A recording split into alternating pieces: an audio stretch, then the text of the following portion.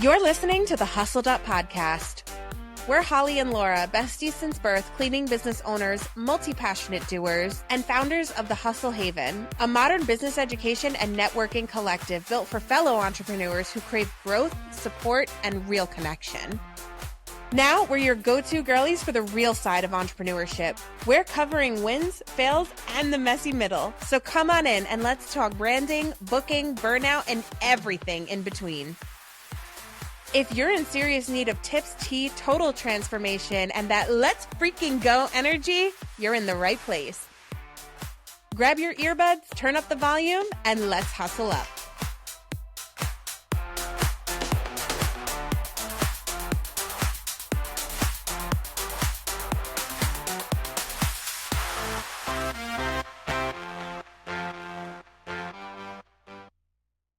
Hello, friends, followers, listeners, supporters, and fellow Hustle fam.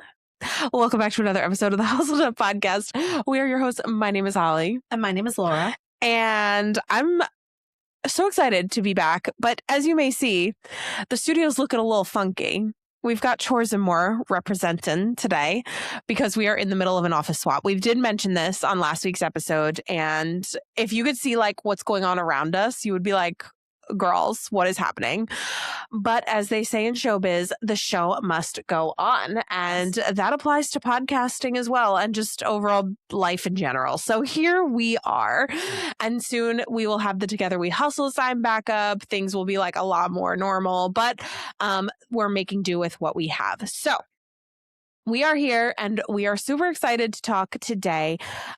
This is going to be another leadership / culture, company culture, nourishment thing.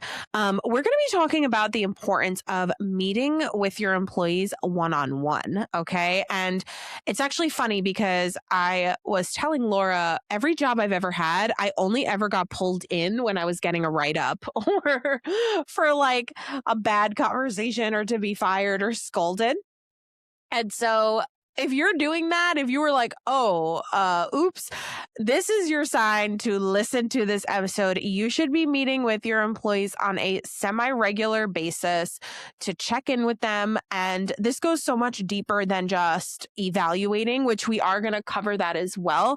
But this is also like a check-in, like a personal, how are you doing? How are you doing on a personal level? And, all of that stuff, give them room to open up, kind of figure out what their goals are and all of that good stuff. So we're going to talk about what our quarterly one-on-ones look like. And we're going to talk about like why you should be communicating with your people one-on-one instead of always in a group setting. Because we have our group meetings. We have them every first Tuesday of the quarter. And those are great because they bring your technicians or your employees, depending on what industry you're in, together. They can like hang out with each other. There's a sense of camaraderie there. But where is the connection between management, leadership, CEO, boss, and employee? And if you feel disconnected from your staff, there is a good reason. And this is a good way to reconnect.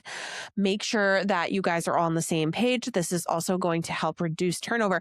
Trust me, it is. And I'm going to tell you why after the break.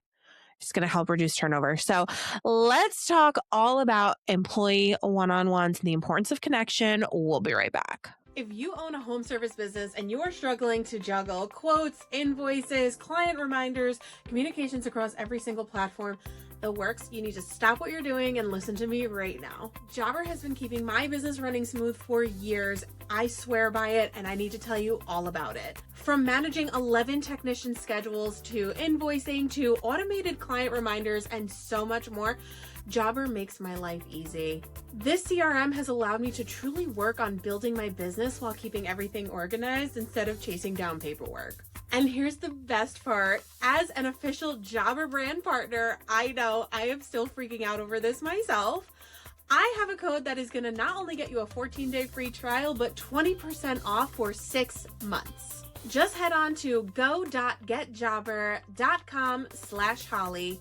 Again, that's go.getjobber.com/Holly to claim your savings. There are multiple plans to choose from that support a multitude of business sizes and budgets. So what are you waiting for? Get your business organized and get ready to scale with ease with Jobber. Again, that's go.getjobber.com/Holly. Do it today. You will not regret it. I promise. Okay, so like I said, if the only time you're talking to your employees one-on-one is when they've messed up, you are already losing, okay? Most business owners communicate only in group settings. They only address issues one-on-one when something goes wrong. Or sometimes in our case, what we've experienced from past jobs is they like to just be really weirdly passive aggressive about things. And we don't like that. We don't love that. We are all about honesty. It's one of our core values, and it should be for you too, or at least something along those lines. Because when you're not communicating properly, there is it's all fear-based then. And if an employee is getting pulled in, they're like, oh crap, what did I do? There's just a lack of trust. And then there's also the employee who feels unseen. And when we weren't doing one-on-ones, we've heard this. We've heard this in the past, and I've felt it in the past at other jobs. And so you don't want that. You want to be able to really just create a connection.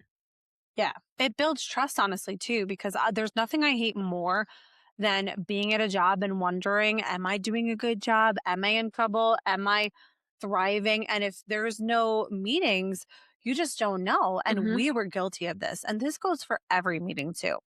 We used to only hold group meetings also when there was something bad to talk about.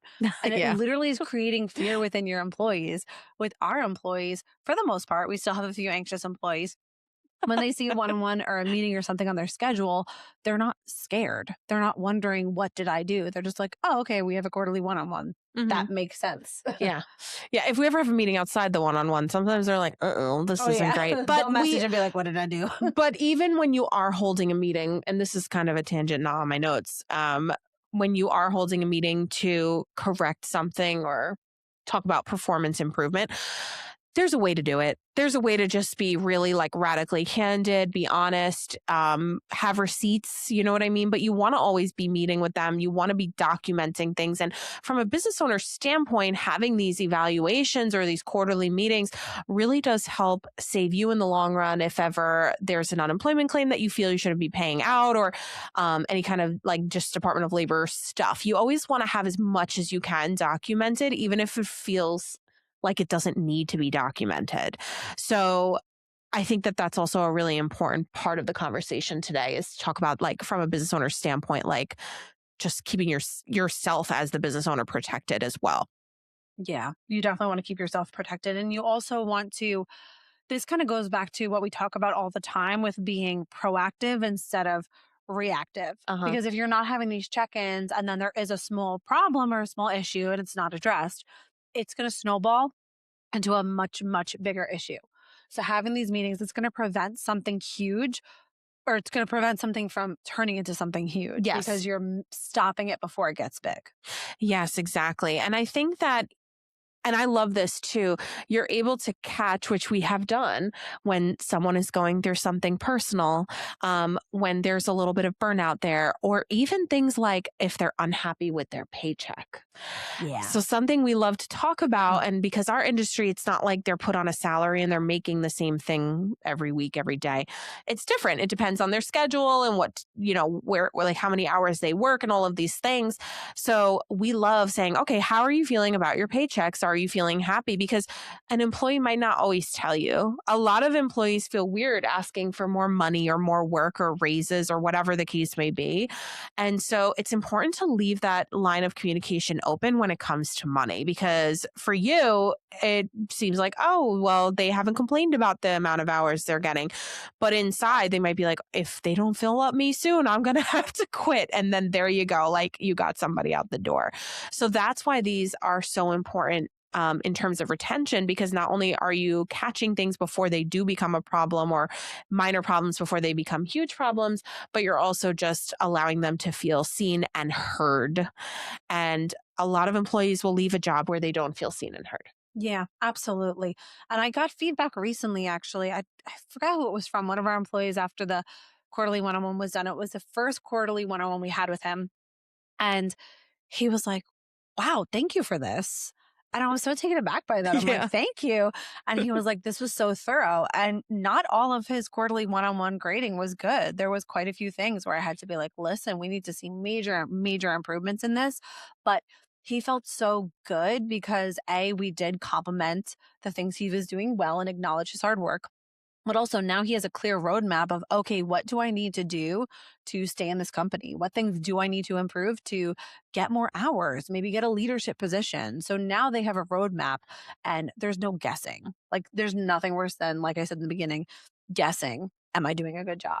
Yeah. Yeah. And we always like try to avoid that by shouting them out on a regular basis and things like that. But just bringing them in on that one-on-one personal level to really get nitty-gritty about it too is so, so good. So for us, these quarterly one-on-one meetings they're normal. They're expected. They are, in most cases, positive. They like Laura said, even if there is something where we like grade them a little bit lower, tell them they need improvement, we do love to also point out the things that they're doing right. So it's not scary. I feel like even when we give write-ups, it's not really scary. It's more like we're very this is scary people. As you can tell. terrifying, We're scared. terrifying.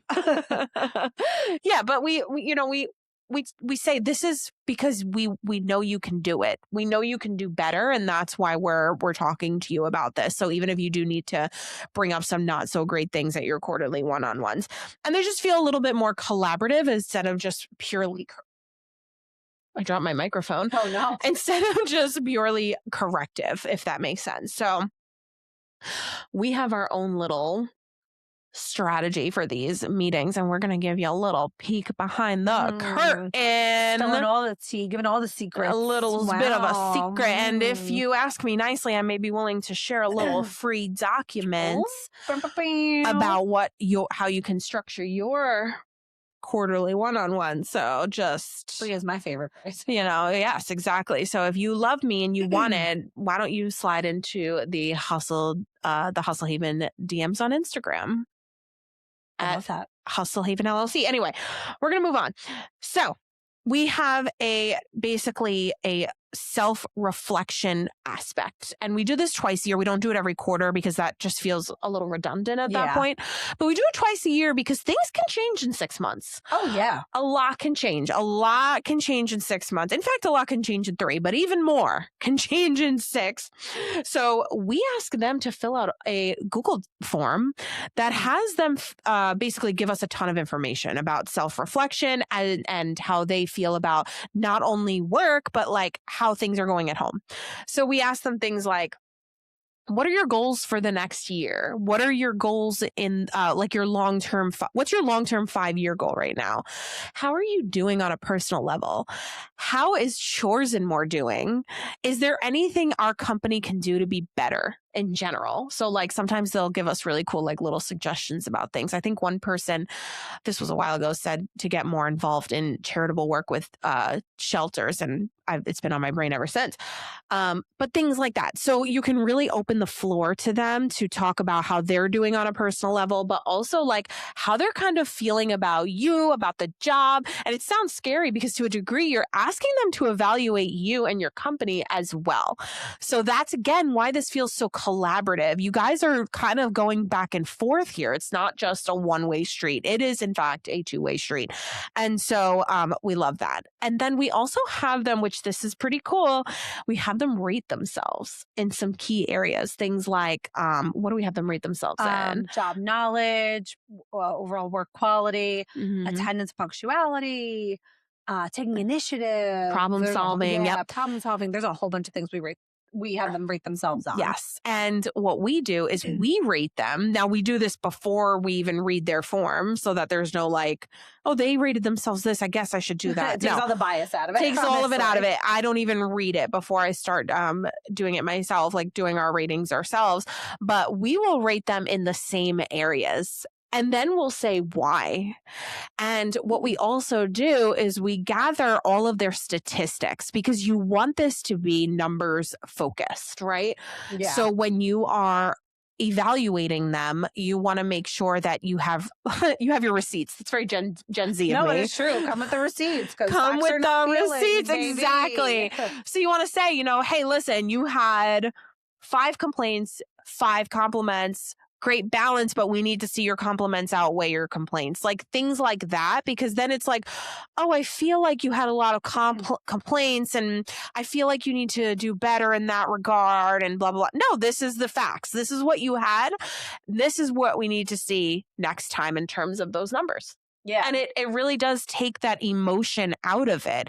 And we've spoken about this. We just spoke about this, about emotions in business and how sometimes it's unavoidable, but it is avoidable in other areas. And you need to make sure you are keeping the emotions out of certain things, especially when it comes to like operations, I guess, if you will. Yeah. I have a really bad problem. My fatal flaw is that if I really like somebody or really sympathize with them, I naturally want to give them a better grade than they deserve. And that is my Facts. fatal flaw. Fatal flaw. So now that we have all the data, because we didn't used to collect as much data, now we have so much data. Not only do we have absences, call outs, compliments, complaints, we literally keep track of a speed sheet of did they go over or under their job and by how many minutes. If they went over or under by 30 or more minutes, we mark it. So when I'm trying to figure out speed and I'm trying to rate that, it takes all the guesswork out. I will literally say, oh, you ran ahead by 30 minutes on 9 jobs this quarter and you ran behind on 3 jobs this quarter, and then rate it based on that. And it just takes all the feelings out of it, which we're girls with big feelings. Big So feelings it's over good. here. Big feelings. Yeah, exactly though. And so it's just, it's so much better. It's so much more productive this way. And so not only you're able to give them a voice, because then they're rating themselves and they can be like, oh, I didn't even realize. And it kind of also shows their self-awareness, or in some cases their lack of self-awareness. Oh yeah. Like we have one employee, he's still with us. We love him, but he always gives himself full perfect scores across the board. And I'm like, honey, you have a lot to learn. Oh my gosh. The first time we had him fill out the form, he did it opposite, where, because we have it on a 1 to 5, like 1 is needs major improvements, 2 is needs minor improvements, yada, yada, yada. He rated himself a 1 on everything. And I was like, Holly, we need to talk to him about his self-esteem. Yeah. He is going through, and I literally was like, I are was you ready. okay? I was so ready to like empower and motivate. I was like, you're better than you think and you're amazing and you're worthy. And then he was like, oh no, I meant to give myself 5s. And I was like, okay. I was like, we have to have a different Slow conversation. down, okay? Different It's called conversation. being humble. Yeah. But a lot of employees though do. I love that meeting. I like those meetings better than when we just rate them. Because I love to see, because there are people that'll give themselves like a 3 in work quality. And I'm like, hun, you got 10 compliments last quarter. You give yourself a 5. And the look on their face is just so motivating to me as a leader. Yeah. Like, wow. Yeah. Like, they're walking away with some better self-esteem. And on the flip side of that, there are plenty of times when, like Holly said, somebody rates themselves all 5s and we're like, you need to do some self-reflecting. You need to really gonna help think you do about that. this. Exactly. Exactly. Yeah. So- But also, the reason I also like that meeting better too is because, like Holly said, we ask for feedback on how we're doing. So it almost levels the playing field, because getting rated in anything is really, really difficult. So I feel like as the employee, it's difficult to stand there and get critiqued and rated. But if as leaders, we're asking for that feedback and genuinely ask, don't just put it once at the bottom of the form and not invite them. We ask how we're doing probably like 4 different ways on that forum, in 4 different ways, because we are prying it out of them, because they might be scared to give you honest feedback. They might worry about the safety of their job if they give you real honest feedback. And I can say we've created a safe space because we have gotten some really good feedback, and we need to take it gracefully, because if we get feedback from our employees and then we don't take it with grace or take it in, we can't expect them to do the same thing. But if we as graceful leaders say, you know what, you're right, I'm going to work on that. I'm going to fix that for you. I'm going to see if there's something we can do. Then maybe when you give them their feedback, they'll respond the same way. You know what I mean? Exactly. 100%. Yes. I think that even when because a lot of times they'll be like, you guys are amazing. And I'm like, oh, thank you. Butter my biscuit. Yeah, a But few of them butter the biscuit for sure. even when we're sitting with them, we'll be like, are you sure? Nothing at all. You know, we really do pry it out of them. So And then they're like, well, I remember one time we pried it out of somebody and they were like, I would like some polos, please, instead of just t-shirts. And then we went and ordered polos that same day. It was hilarious. But that's how we do. Like, if they're going to tell us things that might make us better, we are going to seriously take it into consideration. We're not doing it just to make them feel like they're being seen. We're doing it because we genuinely care. And because at the end of the day, they're the ones going out and doing the work. So, or at least the physical work, you know what I mean? The operations, right? So at the end of the day, they know a little bit more than us. Like, they know what fabric feels better on their body when they're sweating, like just things like that. So, and they know what it is. So it's good. And that form also does allow us to know what's going well. Right. So like we know things that they are loving. I remember one time we got one where she was really praising our like collaborative employee event. We did like an event and that one year and with like with another cleaning company and their employees, and it was a whole thing. And it was really good. So I kind of like know like, okay, this is working. This feels good. You know what I mean? And so I think that that's also equally as important. Like, but you have to be willing to take criticism because you might get it. Yeah. I feel like a lot of times it's more like, I need more hours or I need less hours. Like, it does typically more happen with that. It's not like, oh, your business sucks and your business model's awful. You know, you're not going to get that, but you might, if you're not showing up as a leader, true, you might get things about yourself and you have to be prepared. Luckily, we have gotten pretty good feedback and it mostly is things like, I want polos, I want more hours, I want less hours. But you need to be prepared to listen and take in that feedback, even if it is hurtful. Now, I'm not saying that if your employee disrespects you, you have to take it. Of course, the same way that we give feedback in a very respectful way, they should be doing the same for you. But if you're going to ask those hard questions, you got to be prepared for some hard answers. Yeah, exactly. It's not easy. And on the other side of the coin, the reason why we do actual ratings, because with them, we let them state their feelings. You know what I mean? Mm-hmm. It's different.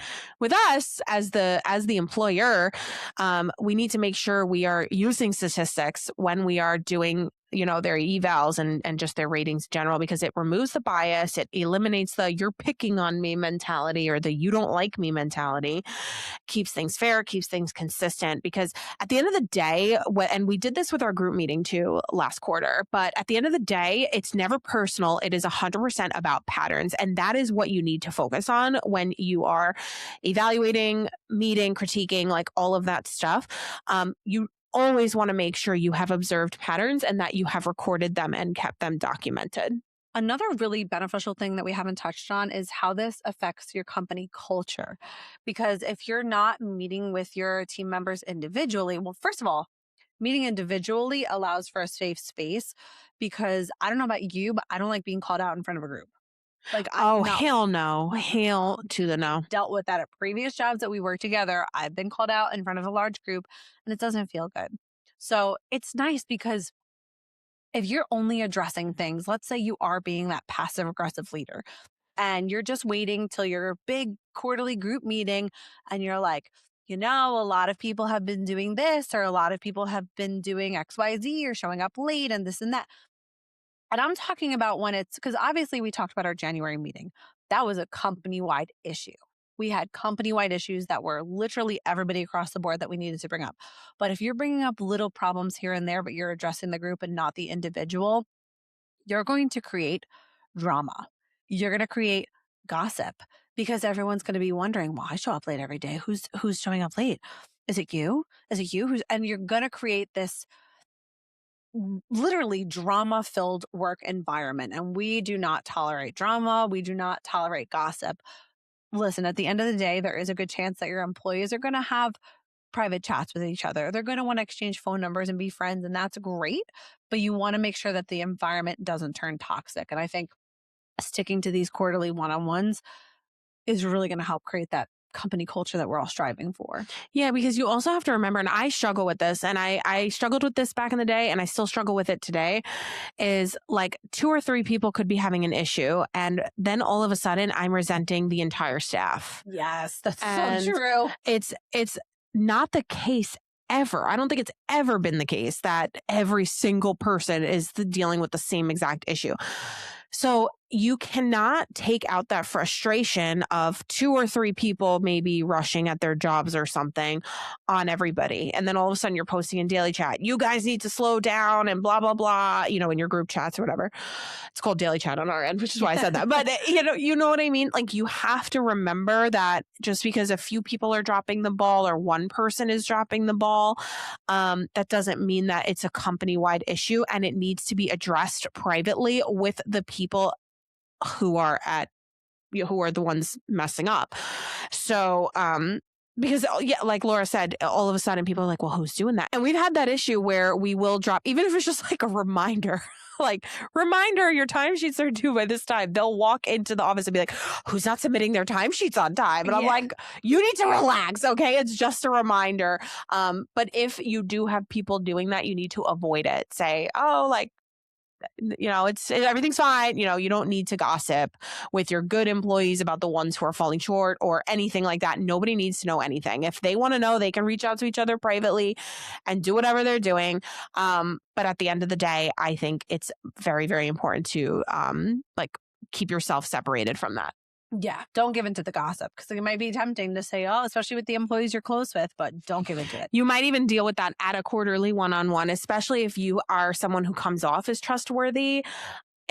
So we've had to shut it down a few times and be like, whoa, let's slow down. We are the leaders here, and we're not going to give into the gossip unless it's something that is affecting the company culture and we feel we need to mediate, like directly mediate. Then obviously we need to that's a whole different conversation though. Yeah, absolutely. And the last thing I want to say is that you want to stay consistent with this. And this is another thing that we tend to fall short on, because it might be tempting to skip or not prioritize the quarterly one-on-ones with the employees who everything's great. You don't have any major issues to address. You know what I mean? We are definitely guilty of this. We don't need to meet with them, but they're doing great. But what that might be telling them, and of course we know this is not the case, is I'm less important. Yeah. I didn't get my quarterly one-on-one. And they know, they talk. Our employees talk. They're at jobs together sometimes. So they know who has had a quarterly one-on-one, who has had house checks. They just know. And I never want one of my employees to feel neglected. So we've been making it a point to try to do a better job to keep track of making sure every single employee has one at least once per quarter. Yep. Exactly. Just to give you a little summary. Yes, be consistent, have them every quarter. Don't skip them. Give them space to speak. That is so important. I suck at that. Well, no, I'm better at that now. I was going to say, you've been getting very good at that. I actually sucked bad at that though. And I still do talk over people a lot. That's just who I am. But give them space to speak, send them a form to fill out. If you find that that's, easier, that's what we do. We love it. Make sure you go by numbers and facts, not feelings. And just always keep your line of communication open. I think that really is what it boils down to. And just make sure they're not feeling like your employees aren't feeling like ants on an anthill. Every single person, and we said this, is a different human being. They come from a different story. They come from a different background. They have different things going on. And sometimes as a leader, you need to nurture them a little bit. And I don't mean babysit or baby, but just be there and let them know, hey, we appreciate you. We appreciate your efforts. We appreciate that you are showing up and not calling out. We appreciate that you are putting your best foot forward and that you got 9 compliments and only 3 complaints, like you go. So that's pretty much it from me. Yeah. The goal is that I want to be creating a space where we don't even necessarily have to wait till the one-on-one. And we have had employees do this. One employee I'm thinking of in particular was like, I was going to bring this up on my one-on-one, but I didn't want to wait. And she came in to talk about her paycheck. And I love that. I want them to know, like, yes, we have these quarterly one-on-ones in place to keep ourselves accountable, but our employees know if they're dealing with something, whether it is personal or professional, our door is always open, and we've created that space so that they know that. Yes. Imagine a world where your employees aren't afraid of you or afraid to sit down and have a real open and honest conversation with you. It's like crazy. So just remember this. Your people do not need perfection from you. They need consistency, they need honesty, and they need leadership. So mic drop. Like I said, I may or may not decide. I haven't planned this. I may or may not decide to share some of my my one-on-one structure stuff with you. So maybe if you send me a DM, like I said, on Instagram at Hustlehaven LLC, I might be willing to share a little something with you for free. And I'm just so excited to connect with you guys. If you listen to this, we have been sort of doing it, but not. Leave us 5 stars wherever you are listening. Be sure to connect with us. All of our links are in the show notes and the description, all that stuff. You know where to find us. Thank you so much for tuning in this week. And my homework to you is to schedule one-on-one meetings with your employees. Start it next quarter. We're approaching the next quarter, right? Yeah, the time is now. Get those on the calendar. Get them on the calendar. Get them going. Your employees will thank you. Again, thank you so much for listening. We hope you guys have an amazing week.